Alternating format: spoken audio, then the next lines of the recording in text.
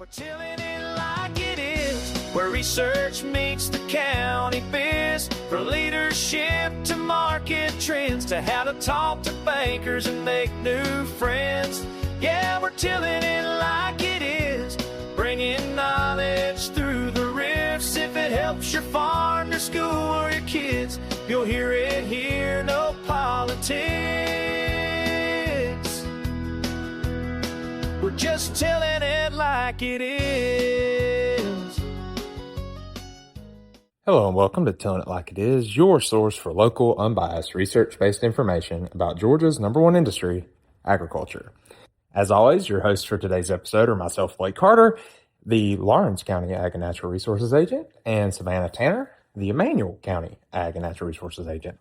And I'm going to let Savannah actually introduce our special guest here in a few minutes. But before we get started, I did want to kind of give like a opening segment of some stuff that's been going on. So what's our bringing back the What's Growing On segment for the podcast, and kind of just giving everybody an update on what to look for, what I've been hearing coming through our office in terms of questions and calls. And a lot of it revolves around trees. So I just want to put in a little bit of a plug for our Georgia arborists, our local arborists. You can go to Georgia arborists. If you type that into Google, it'll actually come up a whole list of different arborists that you can actually reach out to. Now, if you are wanting to get kind of an unbiased opinion that may not be something that can definitely not hold up in court, because that's the difference essentially with an arborist and what we can do if you're an extension agent and don't have that certification. But if you just want one of us as an agent, your local agent, to come out and just kind of give you some tips about the overall condition of the tree, some different concerns, by all means contact your local extension office as well. We'll be happy to help you and then point you in a direction of an arborist if that time comes. But I did want to just throw out some quick pointers as you're looking at your trees in your yard. This time of year, you're going to have different types of trees that might be shedding bark, might shed some leaves. If we get some increase in humidity and rain, you'll have more leaf spots, so defoliation is going to occur. And you might be like, man, what's up with my tree? You might also see lichens growing on the tree. So that's that kind of looks like fungus, white stuff on the outside of the trees. That stuff is a really good indication. It doesn't hurt your tree, but it's a good indication that your tree's stressed. And guess what? We're coming out of an 8-month drought, which I think is very fitting for today's episode, as Savannah will get to in just a minute with our guest. But it's going to make the trees look a little different. It's going to make the trees act a little different. The lichens are going to be very present right now, and that might be a concern, especially if we haven't really paid attention to see them before. So just keep your eyes out on your trees. One of the easiest ways to tell if a tree's in severe stress or potential death, you'll want to look at the canopies. A lot of times with hardwoods, you can tell an issue with the canopy. If the canopy's dying back from the top down or up from bottom up, we can kind of get a better idea of what's going on with the tree itself if we can see those things. Also, remember the insects that bore into the tree, or maybe you have ants or whatever the case may be. Those a lot of times aren't necessarily primary causing agents of the issue. They're usually secondary pests. Usually there's some sort of decay going on and they're getting involved with it. Like that's where they're going to help break down that decaying wood kind of thing. So don't freak out if you see them, but use that as a sign, right? It is also worth noting that if you do think you have a serious insect problem, please let your county agents know, and then we can go from there, especially if it's pine trees. There's the pine beetles we got to worry about, so just be mindful of that. But don't freak out if your tree doesn't look the strongest right now, especially if you don't have irrigation. The drought that we've been under definitely is playing a role in it. So I just wanted to kind of set the stage with that. That's some of the stuff that's going on through our office and have been getting calls left and right about. So that was our What's Growing On segment for today. And now I'm going to shoot it over to Savannah and let her introduce our guest and the next portion of our episode. So thank y'all so much. Savannah, take it away. Hey guys, this is Savannah and Blake, and with us today we have Dr. Pam Knox, who is our I guess your official title, Dr. Knox, is the director of the UGA Weather Network and our state climatologist. Is that right? I am the director of the Weather Network. I am not the state climatologist. That's Bill Murphy up in Atlanta. I am the extension climatologist Yeah. for the state. Yep. Perfect. Well, we're so excited to have you. We felt like it was a great time with everything going on in the weather and the climate, but then also we know that our time's running short with you. We're excited for your retirement, but we're also very sad to see you transition into that, because we certainly respect and appreciate everything that you do for Georgia and our Georgia farmers from the ag standpoint. So can you tell us a little bit just about your position and what all you are in charge of from that standpoint? Sure. I started work here in this position in 2018, but the Weather Network itself actually started in 1991. And it started in Griffin with Dr. Garrett Hogenboom, who was in the bio and ag engineering department at the time. And he was interested in using decision support. And for that, you need weather data to be able to do decisions for farms and agricultural production. And so he started in 1991 with 6 stations, which were all at UGA properties, like the Griffin campus and so on, and down in Tifton and a few other places. And since that time, it's grown. We now have 91 stations all across the state. Obviously, Wow. we don't have one in every county. We don't have the personnel to maintain that many, but 91 gives us pretty good coverage across the state. And so that works out pretty well. The network is designed to be mostly for agriculture. And so they tend to be stations in fairly rural areas. Some are more rural than others. And they measure all the weather parameters that any weather station would, which would be temperature and precipitation and wind and pressure and humidity and so on. But it also measures some things that are more specific to agriculture, including solar radiation, which is important for things like corn, Yep. and soil temperature and soil moisture, which are both important for planting and for drought monitoring. And so we have these stations. They're 3 meters tall, so they're about 11 feet tall. And the wind instrument and the instrument that measures solar radiation are at the top. And then other instruments go down this tripod of metal that we have for each of the stations. They all look the same, but the locations vary from one place to another. And all of this is on our weather website, which is weather.uga.edu. And so people can go in and look for that kind of information. And it's used by a lot of different people. We really need to do a study to find out exactly how many people pull that data on a daily basis, because I think we could really sell ourselves better if we had more information like that. We know it gets used heavily by commodity growers when they're looking for growing degree days and so on, because a lot of crops, the development level that they're at depends on how many growing degree days they've had. Yep. But it's also used quite a bit for freeze prediction in the spring, especially for fruit crops like blueberries. And then people also look at it in the fall just to find out how dry it's been. If you're going to harvest cotton or something like that, you want to know something about moisture conditions. And so probably the other biggest thing that it's used for, I think, is by the drought, by the state climatologists who talk to the drought monitor authors, and they look especially at soil moisture and precipitation deficits for that. Well, that's one of the resources that we have that I would argue that I probably use it no less than 2 to 3 times a month for a variety of different things. But one of the reasons I really like it is it tells you what's going on now, but then you can also pull that data from years and years and years past and kind of make a pattern of what's going on. Speaking of that, though, from the pattern standpoint, when I first started in extension, I talked to a lot of farmers that have been doing it for a long time, and one thing that I always heard was that the weather these days, they've never seen it before. The patterns, they're different. Using that historical data, we have kind of had like a little bit of a change in things over the last couple of years where patterns haven't been as historically accurate, I guess, or same as it was in the past.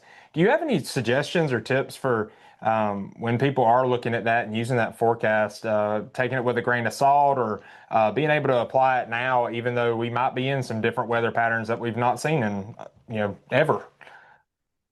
Well, I mean, we have over 30 years of data now, so we can start to look for patterns and how the climate might be changing over time. Like one of the Yep. things we notice is that the number of chill hours in winter for peach and blueberry production is getting shorter Yep. or getting lower because we're getting warmer overall. And you can also track the warmer temperatures. Although a lot of times I use the National Weather Service data for that because they have records that go back even longer than we do.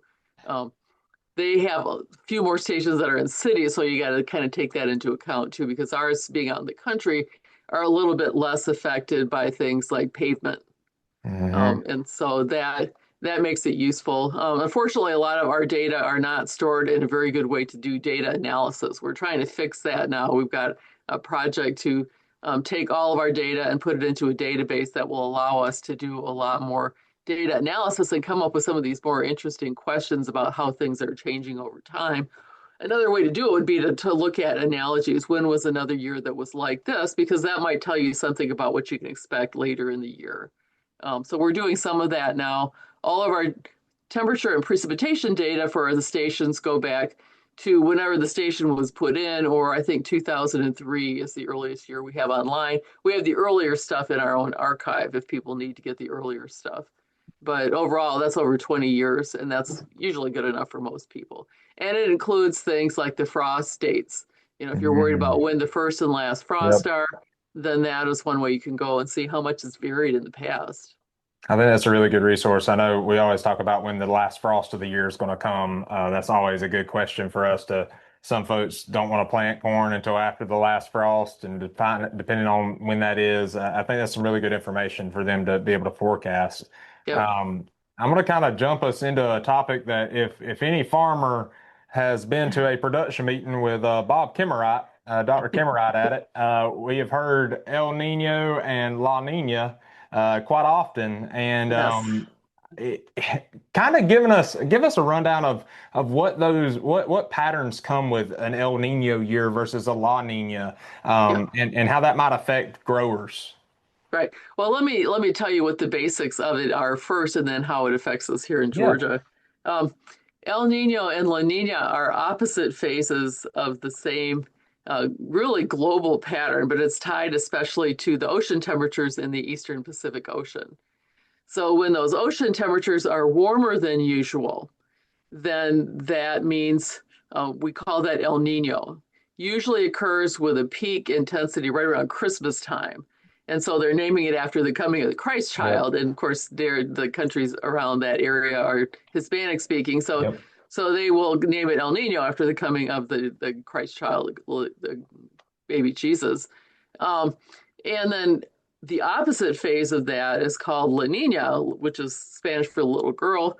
They just picked it that because it was the opposite of little boy. And in that situation, the ocean temperatures are colder than usual. Mm. And so in between, we call it neutral conditions. And that's usually when the ocean temperatures are closer to the long-term average. So you got this kind of swing back and forth between warmer and colder than usual. And you might think, well, that's pretty far away from Georgia. But actually, it's all tied by the atmosphere, which of course is a fluid that blows all the way around the globe. And so things that happen in the Eastern Pacific Ocean can affect us here in Georgia. Um, the most common impacts that we see occur in the winter because that's usually when it's the strongest. And so in the winter, if we are in a La Nina winter like we were this past year, um, usually Georgia is warmer and drier than usual. And that's what we had this year. You might not think that because we had these cold outbreaks that happened, but most of the cold outbreaks were pretty short. And Hmm. in between, it got a lot warmer. And so over the winter, for as a whole, last winter was an El Nino, was a La Nina winter. Uh, Last winter was a La Nina winter, and so we did see this warmer and drier conditions than usual over the course of the winter. And one of the reasons that's important is because that is part of the reason we're in a drought this year. We can Mm. talk more about that in a minute. But let me finish with El Nino and La Nina first. When we're in El Nino, the opposite phase where the ocean is warmer than usual, then that has the opposite effect. Usually in Georgia, in that situation, we're cooler than normal and we're also wetter than normal. The reason for that difference is that the global pattern of weather conditions shift the jet stream north or south, depending on which phase you're in. So when you're in a La Nina, the jet stream that pushes a lot of these storms that have the rain with them up to the north. So it's mostly affecting like the Ohio River Valley in the Gotcha. Midwest. Yeah. Whereas in an El Nino winter, it stays to the south over the southern United States. And there we have the jet stream over us. Jet stream is what's pushing a lot of these storms over, so we get more cloud cover, we get more rain. It's usually cooler because we have more cloud cover, so we're not getting very much sunshine. So it's not necessarily that we're getting lots, big outbreaks of cold air during that time. It's just colder because no sunshine. And so, and also I think, there's probably a little bit of evaporative cooling as well from the rainfall. So last winter was warmer and drier than usual. Right now we're in neutral, but we're swinging to an El Nino, which means next winter should be wetter and cooler than the long-term average. It's true across Georgia. The strongest signals are usually in South Georgia because the jet stream is closer to there. And in a weak El Nino, there could be quite a bit of difference across the state. I think the coming one is going to be a strong one, which means probably the whole state will have that same impact. We'll just have Does to it watch and see. does it always alternate year to year, or can you go back to back years with the same sort of pattern? Can you be El Nino and then El Nino? Uh, you almost never get two El Ninos 2 years in a row, but Gotcha. you can get La Nina more than 1 year in a row. In fact, we had 3 winters in a row with La Nina, and then we kind of went into neutral conditions in the summer and then back to La Nina in the winter. So we've been coming off really 3 years of La Nina winters. And then before that, there was another El Nino, but El Nino almost never lasts more than a year. Um, and again, usually it peaks in the winter months. This year, it's expected to keep growing. It may start as soon as the May through July period this year. It's expected to start pretty soon. So it's going to be a big, quick swing. I don't think that anybody will be upset with a little bit wetter than normal right now. I know that's a little bit different, but can you talk a little bit about that, I guess? Yeah, well, I mean, the thing about El Nino and La Nina is that the strongest impacts are in the winter. So there's much less predictability in the summer months because Gotcha. usually in the summer months, the jet stream is pretty far to the north anyway because it follows the sun. And so when the sun is high in the sky, everything kind of shoves to the north. And our summertime rainfall pattern is mostly thunderstorms. So we get these, days of thunderstorms that pop up every day. Sometimes we get tropical storms. Sometimes we get what we call mesoscale convective complexes that come through from the Midwest, and they bring us more organized thunderstorm rainfall.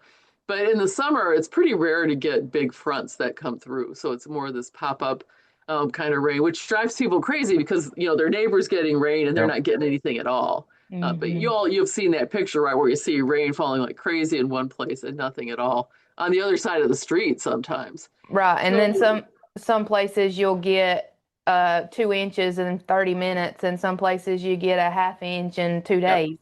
Yep, exactly. I mean, we're kind of in that pattern now. If you look, when I woke up this morning, we were having thunder, which I thought was great. If you're in the drought, you have thunder. And then we had rain up in Athens. Now, I don't think more than maybe a quarter of an inch, but any rain is a good thing at this point after being dry for so long. Now, So I don't know how quickly we're going to get El Nino rains in here. I do think it might start early enough that it could be a problem in the fall. Usually fall is a pretty dry time of year, and most farmers don't mind that because if you're harvesting something like cotton or peanuts, you don't want a lot of rain. Yep. They're going to have to watch that carefully this year. The last time it happened, we thought we'd have early rains from El Nino, and it turned out they held off till December. So it wasn't a problem at all, but you can't count on that every year. So we could see rain starting earlier than usual. I don't know we're going to see a lot of El Nino rain until probably the fall, and then, of course, in the winter as well. Well, that's good information for harvest too, Yep. for folks kind of thinking about, especially like late season cotton fungicide programs, things like that are Yep. going to be super important. But how does this relate to, I know for not necessarily our crop guys, but just for everybody, for hurricane season, does it impact, the frequencies of storm formations or anything like that? Yeah, El Nino and La Nina definitely have impacts on the Atlantic tropical season. Um, and so if you have El Nino, usually you also have a strong jet stream aloft. We Mm, talked about that for the winter, but in the yep. summer, that jet stream really affects the development of tropical storms because tropical storms work. There's warm water at the surface, there's air flowing into low pressure. The air goes up in the middle, and then it spreads out up about the level that airplanes fly at. So jet stream is where that happens. And when you have an El Nino and you have a strong jet stream, it kind of blows the top off of that development. So the storms have a much harder time of getting established. So there's Mm, usually fewer of them and they're usually weaker because they just can't really get a good hold. In the opposite phase, La Nina, that jet stream is weak or missing. So when the storms start pulling together, there's mm, nothing to stop them. And so they're more likely to have more storms, or more likely to have stronger storms overall. And so we know this year we're going to be in El Nino probably pretty soon. So most of the forecasts for the tropical season that's coming up are for us to have fewer than usual storms. Not a lot fewer, because the ocean is still pretty warm, in summer, and it's been getting warmer.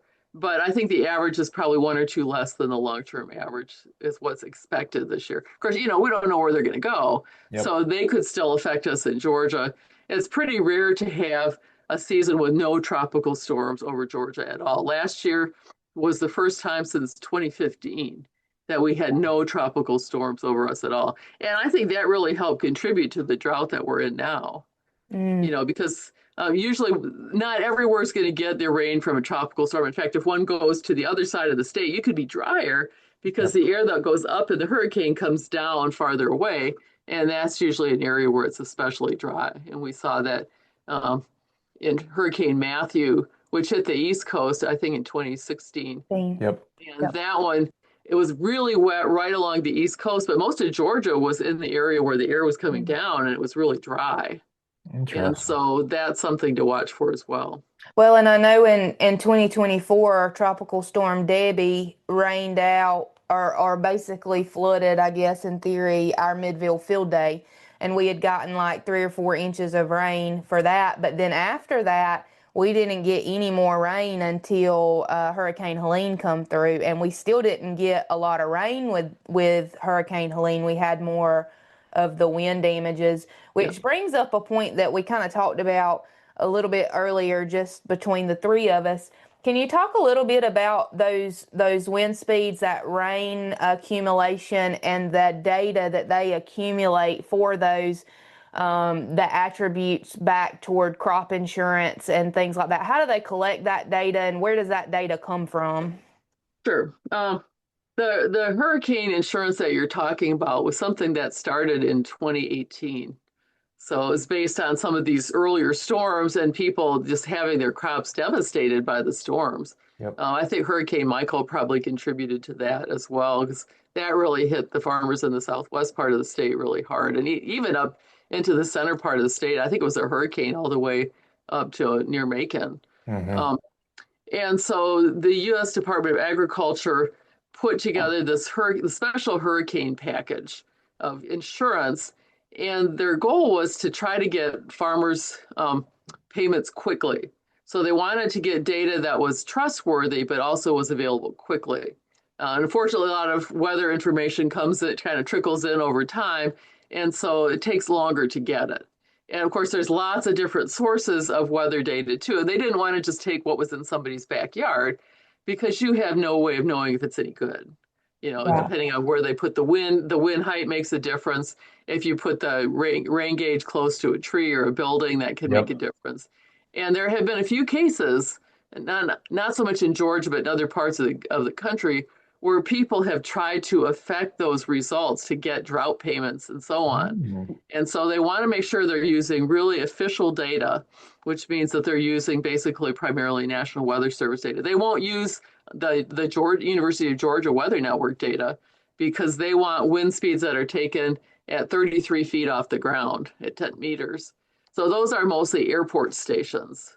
So they don't necessarily have to be the big airports, but any airport that's got an appropriate weather station could be used. And so those are all collected together and put into a, sorry, trying to think here a sec. Can't think of the acronym. There's too many acronyms in NOAA. So all the wind data is collected and put together into one very specific data set that you have to use. And it's written into the insurance that you have to use this data set. You can't use your own. You can't use UGA data. You can't use the EPD data that they Yep. use for air quality or anything. It all has to be this officially sanctioned National Weather Service data. And for precipitation, they also want data that's quality controlled and that's, something that is legally defensible. So they usually use the official co-op data from the National Weather Service, or they'll use airport data as well for that. And they collect that all. Most of it's available fairly quickly, although a lot of times the wind data isn't necessarily representative because, there's not that many airports around. Right. And so they have to interpolate between those stations. And sometimes they do a good job and sometimes they don't. And what we saw with Hurricane Helene was that a lot of the wind data that they got early showed the winds were probably going to be farther to the west than they actually turned out. And later, the Weather Service went back and did a post-storm study Yep. where they looked at where the trees had fallen down, other wind information. They used our weather stations as well for that. And they drew a map based on all these different things, the same way that they would do a survey after a tornado to figure out where the winds were the strongest. Mm-hmm. And what the official first cut for the winds were did not match what the final cuts were. But the insurance is written in such a way that you have to use that one official data set. And so all the other stuff doesn't really matter. And people were going nuts about that because they could see the damage in their own properties. Yep. Right. And it didn't match what was in the official record. That was the only thing that was allowed for the hurricane insurance. When they started out at hurricane insurance, it was only based on hurricane force winds. Right. And people ask me about, is it even worth buying? Because we hardly ever had hurricanes over Georgia. It's interesting because since that time we've had Michael, we've had Helene, and we've had Idalia. Yep. And, yeah, so we have had more hurricanes, but they also expanded it to include tropical storm force. Yep. And the insurance was rewritten so that if you had a tropical storm that went over and you had at least 6 inches of rain over 4 days, then that would be considered a half payment. So you get the insurance. If you had a hurricane, you get the full payment. If you had tropical storm plus strong winds, then you get a half payment. But again, it was based on very specific data sets, which may or may not match what you actually saw in your own backyard. And people were very frustrated. I can't tell you how many phone calls I got about that. And of course, the extension agents have to try to explain this all. Yep. And I had to go and read the original documentation for the insurance to figure out why they were doing it that way. And I can understand the people that wrote it are not meteorologists. They're statisticians or insurance people.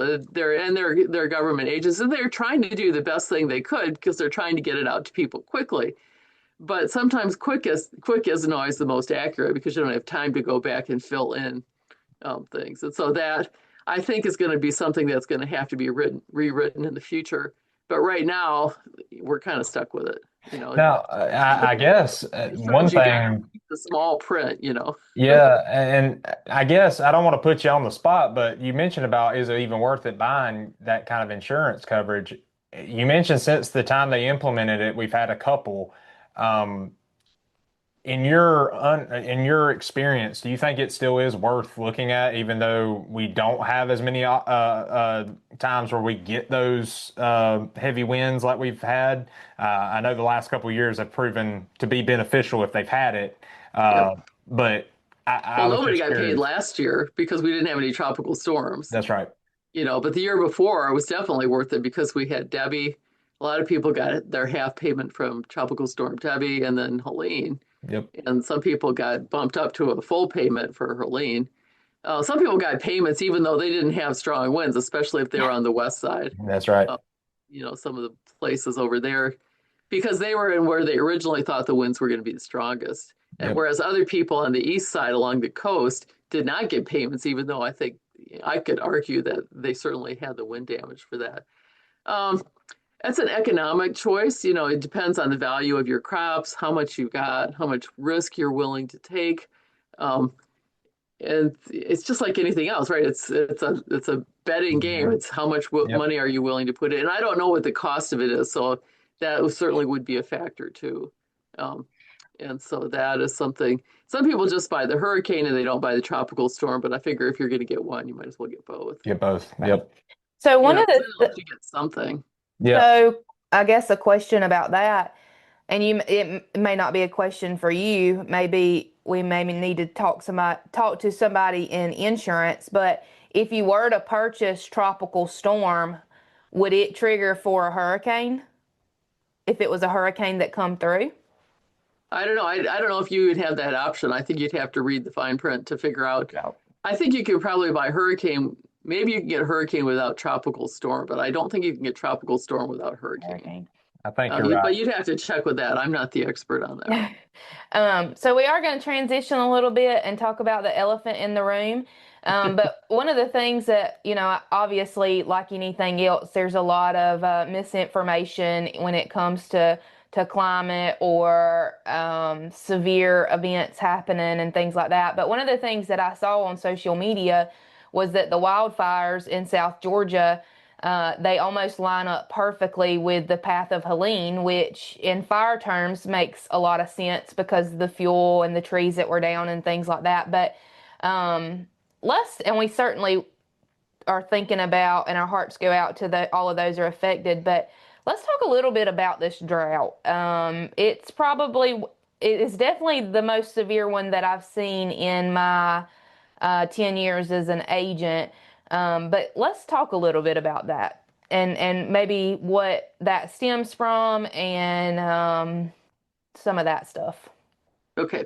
Well, let's talk about this drought first, and then I'll talk a little bit more about the history of it in a minute.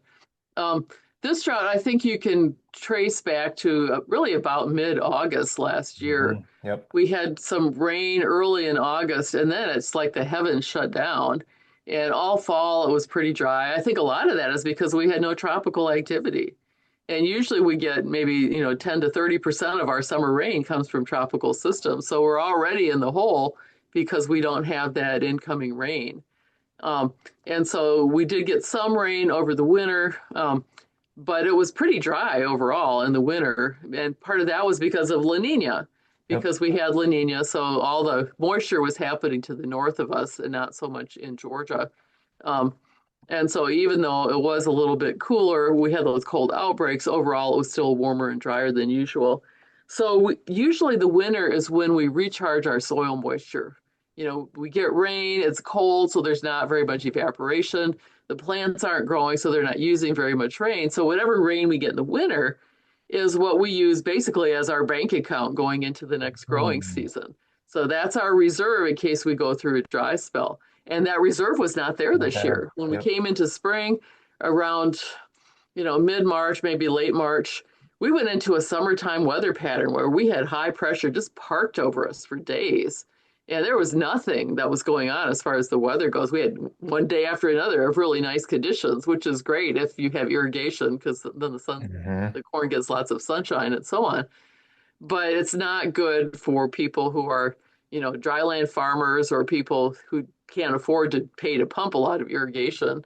Um, so in a way, it was kind of a triple whammy, right? It was first the lack of tropical storms, then the La Nina winter, not recharging the soil moisture, and then the switch to a summertime pattern very quickly, which fortunately seems to have broken down for now, and we're getting more rainfall.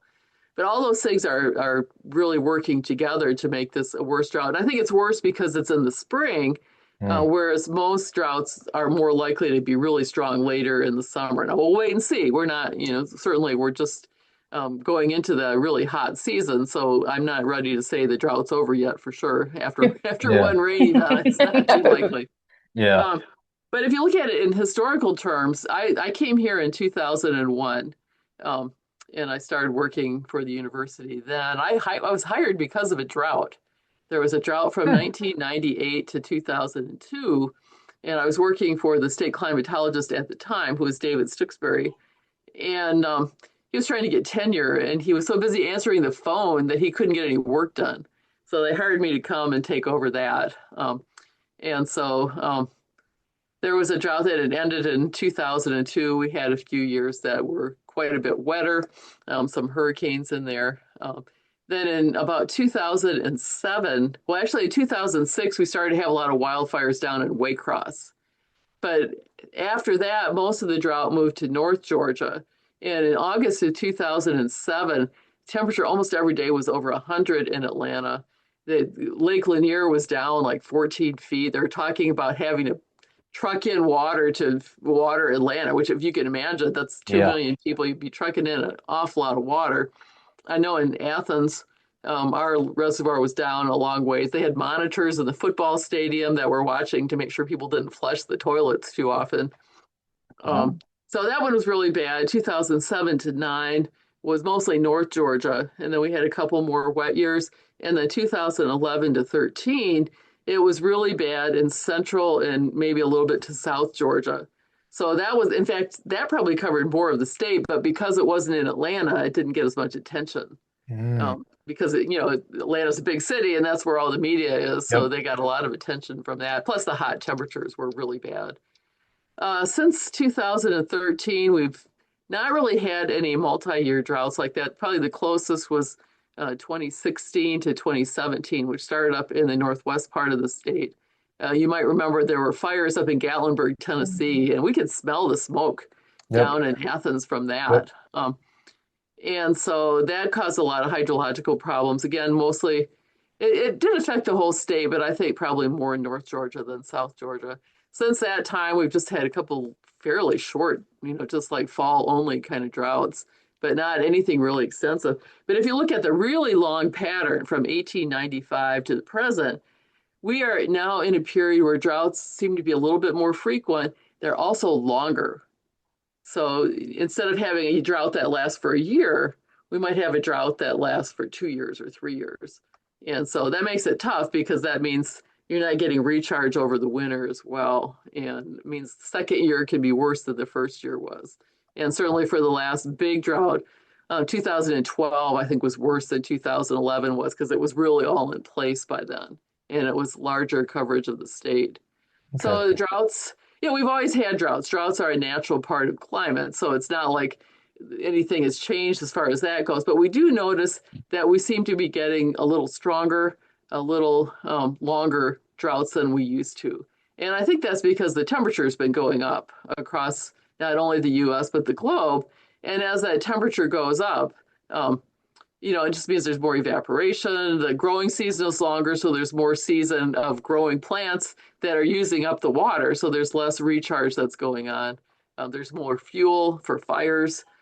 So all those things are sort of acting together to cause the droughts in the recent years to really be a little bit longer and a little bit stronger than they have been in the past. I know when I was just down in Costa Rica, they're worried about drought down there significantly with their cacao and their coffee production because of how much water they need. I didn't even think about, I'm thinking about the suffering that we're dealing with our farmers here, but even down there, they're in a very big panic right now of whether or not they'll even have enough rainfall to actually produce the cacao pods. Yep. And so, I mean, it's widespread. You were mentioning about patterns and things, and it also, to me, am I wrong to think like if a big hurricane event and then there's drought afterwards, is that a common trend as well, or does that just kind of happen that way where we had two big significant storms and then the following year we kind of hit off dry? I think that's probably coincidence. A hurricane might cause an influence for, well, I mean, obviously it leaves things behind like lumber, but Yep. overall in the atmosphere, hurricane is relatively small compared to the size of the Earth. Yep. And so it might affect local climate a little bit for a few years, but it's not going to affect the global patterns really very much at all.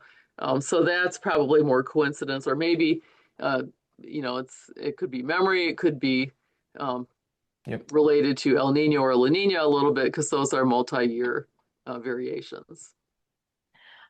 So with the drought, one thing that I have noticed, and I wait for 8:30 on Thursdays every day, or every week to kind of see what the drought monitor is saying, and part of the reason for that is, we'll just take Emmanuel County for example, because that's where I'm at. I have farmers that have not received over 9/10 of rain since August at one time, Right. and we're at and that particular part of the county that seems to be more dry than others is labeled as a D2, D3, I'm sorry. And then the other parts where have been getting a little bit more rain is labeled as a D4 at this point. And so, there seems to be some confusion. And you hear that every year.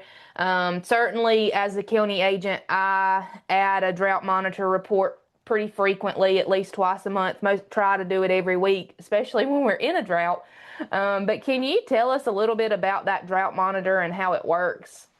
Yeah, the drought monitor was first started by, I think, by the U.S. Department of Agriculture at the request of Richard Nixon. So it goes back for quite a ways because there were some droughts back then as well. It was never designed to be a monitor for agricultural drought. And it does a terrible job of it, as you've already noticed. Yep. It's mostly designed for longer term droughts like water supply droughts. And so there's 9 authors that rotate. They each do 2 weeks and then they push it off to the next author. None of them are from the Southeast. Most of them are either from from DC, or they're from the Midwest or someplace like that. So I don't think they really have a good understanding of Southeastern drought. If they see a cow outside and it's alive, then it can't be a drought, right? Yep. So I've always, And it's not that they don't understand it, but remember, these are volunteer guys that are doing 3,000 counties across the U.S. and they have 3 days to oh draw the wow. maps. Wow. And so they don't have a lot of time to work on that. Mostly what they look at is 3 month departures and longer. Now, Mm. you all know with agriculture, if you have dry conditions for 2 weeks, that's Yep. bad. Well, And I've always heard the saying, we're 3 days from a drought in South Georgia. I've always heard that. that's right. Um, That's right. So what's happening here is they will look at the condition monitoring reports, and some people put those in and they're great because they're used by the drought authors. They're used not only by the drought authors, but other people that are helping the authors to draw the maps. So it's really useful information. But the drought authors usually start by looking at the current pattern, looking at where it's rained in the last week. They're looking at long-term deviation. So we're talking 3 month departures from normal or longer. Um, you know, and usually, and it's partly impact driven. So if it's pretty dry, but it's not really showing up in the lake or reservoir levels, then it's probably not going to really ring their bells. They're not going to necessarily draw a line associated with that. Once they draw the initial map, they send it out to a group of about 1,000 people from around the country. Here in Georgia, the state climatologist looks at it, and there's a few other people that do as well. And they talk to local folks. They look at the condition monitoring reports. They look at soil moisture from the UGA Weather Network, and so on. And they say, this is what we think is showing based on, the different levels of drought. And that will say departures of so many inches or something like that. Obviously, it depends on where you are in the country because they get a lot less rain they do out west than they do here. Yep. But they look at all those patterns, and they might go back and forth a few times. They change the map and they send it back and say, what do you think about this? Sometimes the local people comments are taken. Sometimes they're not because they conflict with what the long-term rainfall deficits are. And so all of those things go into the final map that is put out every Thursday morning. But a lot of that is not really based on agriculture. It Mhm. is based more on long-term weather supplies. And, you know, in the news in Georgia, there haven't been too many comments about water supplies running out. It's mostly been an agricultural drought, and so that even though they do look at the condition monitoring reports and they can see pictures of people who show their farm ponds have mostly dried up, um, it doesn't really match very well with some of the other inputs that they're looking at. They're mostly looking at precipitation. They don't really take temperature into account that much, Hmm. although it Mm. obviously does fall into account when you're looking at soil moisture and stream flows and so on. So all of that happens once a week, and because it's the only drought monitor author, because it's the only drought monitor that's out there, Congress has used that to tie it to things like the forage payments, which Mhm. Mm-hmm. get questions about. You know, why don't we have D3 running through our county, which I hear quite often. Because the forage payments are tied to either have to have 8 consecutive weeks of D2, which is severe drought, or you have to have at least 1 week of D3 or higher, which is Right. extreme or exceptional drought. And you know, Georgia's counties are pretty small, so even if the line's not that far away, if it doesn't cross your county line, everything's done by counties.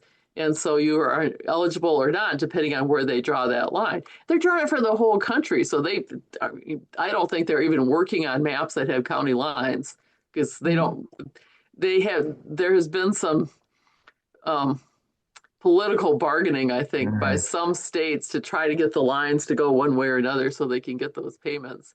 And they get lots of phone calls from farmers saying, well, you know, I've never seen it this bad before, which might be true, or they might be saying it because they want the payment. Yep. You know, and so they have to keep that all in mind, and they can't take 3,000 phone calls a week because they'd never get the maps drawn.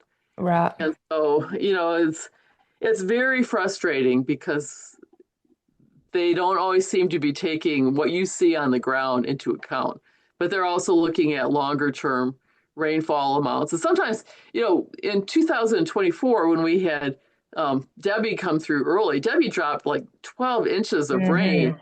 in a few days. Now, you know that most of that's going to run off, it's not going to Yep. even Right. sink into the soil, but they only see the number 12 inches, and that 12-inch extra Mm-hmm. rain carries over for months.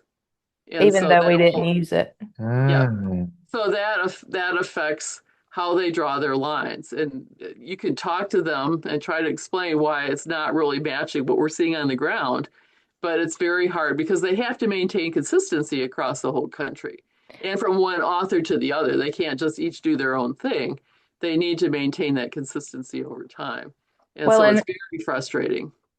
if we're trying to use a tool that it's not even designed for us, that could be, I can see where Right. that is the challenge on both sides of things. Because even if, the USDA and things like that are using that for payments and it's not designed for agriculture issues, I can see where that would be Yeah. definitely a struggle. Well, and it's frustrating because there's not necessarily a lot of good data out there either. I can't tell you how many counties in Georgia don't have a single official rain gauge. Right, You Yep. know, try to get the extension agents to at least put one at their office or something, but somebody's got to read it, right. you know, and you don't always have a good location to do that. But there's not that many stations out there, and people that record their own rain information, like I do for the Cocoa Ross, um, that does go into the official record, and it will sometimes get managed. But because it doesn't have a long record, because I only started in 2008, it doesn't really have normals or anything to Mm-hmm. compare it to over the long haul. And Hmm. so it's less likely to get attention, except for just sort of as a general pattern of what the rainfall is. So they Hmm. tend to look at the older stations, but there's fewer of them than there used to be because people move around more often. They don't keep the same farm for 100 years, and so they don't necessarily have a station that's been in the same place for that long. That's true too. Yeah. Well, Dr. Pam Knox, we are certainly thankful that you joined us today, and I get tickled. My friend Amber will call me, especially when something's crazy, and she'll say, "What's your girl say? What's your girl say?" And so, My mom's got the same way. She'll call me. She'll say, "What y'all getting from It's not your people?" important until I send something out, I guess, right? That's right. That's right. That's right. I told Dr. Stewart that when they hire my replacement, they're going to have to make sure that they ask for that, because I think I get more comments about those emails I send out than almost anything else. Yep. Because, I'm trying to give people advice that's specific to farming Yeah. in Georgia and timing. So I'm usually a little farther out than some of the official forecasts are, just looking ahead to say, well, if it's going to rain in 7 days, that might not really show up on the official forecast, but it makes a big difference if you're going to defoliate cotton. Right. And so it's something like that people need to think about. Well, I tell people frequently, you're the only person I trust. So before you leave, at least give me your cell phone number. Well, I'm just you'll kidding. definitely have that. And I still post stuff on Facebook, and you don't even have to be a friend of mine to read it because it's all public. I think what they're going to probably do is they're going to probably hire me back after I retire. So, they'll do the rehire part-time starting in July for at least a few months till they hire whoever my replacement is. But, my replacement may have different skills and different interests. So who knows what it's going to be like. But I know they really want people to keep up with that email and to report to Right. extension. So hopefully that'll be part of the package. Well, you don't know just how impactful your work is, and I truly believe that. We certainly appreciate you and everything you do for county agents, but also for Georgia as a whole. But that being said, we're going to transition into a few upcoming events that we have with Extension or just with Ag in general. So we have the Southeastern Specialty Crop Conference and Show down in Tifton. That is May 5th and 6th. You can find more information about that at the UGA website or your local county agent. Going to be a really good conference, I think. A lot of precision ag stuff involved with that. Then you have the East Georgia Pecan Field Day. That is May the 20th at the Atwell Station Pecan Growers location over, I think that's in Keysville. And you will want to talk to the Jefferson County Extension Office for all of that. We also have, in partnership with Warnell, UGA, the Soil and Water Districts, Conservation Districts, things like that, and the Department of Ag, we have a feral hog workshop on May the 28th. That's from 5 o'clock to 8:45 p.m. in Cochran. You'll want to contact Ms. Caitlin Popple for that, or you can contact your local county agent with that information. Another new event that we have coming up that we're super excited about in the southeast portion of the state is the Georgia-Florida Irrigation Expo. So that is going to be irrigation of all types. So drip irrigation, sprinkler irrigation, micro irrigation, pivot irrigation, any of those types of watering systems. That will be on June the 10th at the Vidalia Onion and Vegetable Research Station. If you want more information or to register for that, you can contact your local agent. Also, something that's going to be central to Emanuel County specifically is the Georgia Young Farmer Summer Tour. That will be June the 12th through the 13th. You can join us in Swainsboro to learn all about the different events, the different commodities and ag businesses that Emanuel County has. You will want to contact your local young farmer advisor to register and to be a part of that. And the last thing I have is I know that for all of our gardeners and people that chipped in from that, from a vegetable standpoint, we have 2 Canon classes in our district, Canon series, multiple classes. That'll be in Washington County and Appleton County. But as always, contact your local agent for any events that are coming up in your local counties. But that being said, we appreciate you guys for joining us. Again, Dr. Knox, we certainly appreciate you and everything that you do. And that being said, keep tilling it like it is.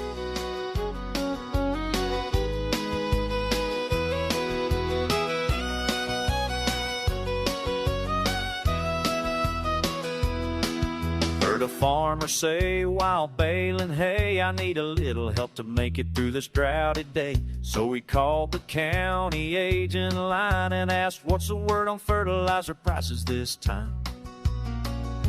From the small towns to the fields we roam, we keep producers growing strong close to home. We're tilling it like it is, where research meets the county biz. For leadership to market trends, to how to talk to bankers and make new friends. Yeah, we're tilling it like it is, bringing knowledge through the rifts. If it helps your farm, your school, or your kids, you'll hear it here, no politics. We're just telling it like it is.